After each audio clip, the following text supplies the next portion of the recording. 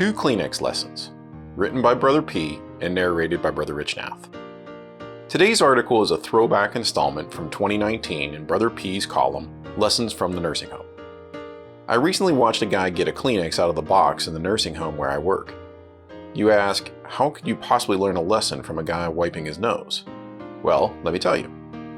This guy, let's call him Frank, is relatively young and had a stroke some years back.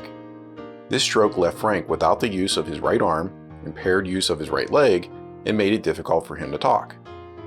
One day, Frank walked over to the desk where I was typing some notes, grabbed a Kleenex with his left hand, but when he pulled on the tissue, the whole box just lifted with it. He then tried to shake the tissue out of the box, but the box just shook with him. Then he looked at me.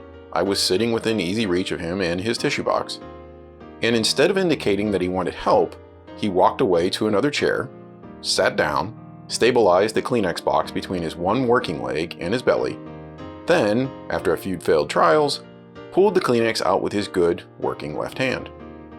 I marveled that he did not just get me to help. I guess you could apply this situation to our spiritual lives in a couple different ways. Let's just try sins and struggles. First, sins. Frank noticed a weakness, and he decided to conquer it. He did not just give up, raise the white flag of surrender, or just sit around blaming a situation. What if I saw a recurring sin in my life and decided to stomp it? Doesn't matter if I am going into the fight with one arm tied behind my back, I will struggle, fight, kick, and spit until that sin is history. Now, struggles. As humans, we are sometimes hard-headed and will try to do things on our own, despite knowing that we could look to our Father, who is very willing and capable of helping us, and sitting there next to us waiting for us to indicate that we need help. Which scenario do you apply most with?